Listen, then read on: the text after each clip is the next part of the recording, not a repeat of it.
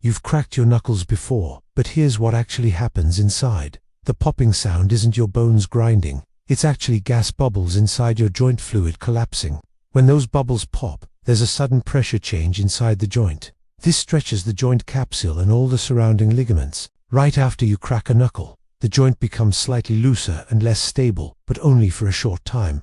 Now, the big question, does it cause arthritis? The answer is no. Studies show it doesn't. However, frequent and forceful cracking over many years can sometimes irritate the soft tissues around the joint. So, be honest, do you crack your knuckles? Let me know in the comments.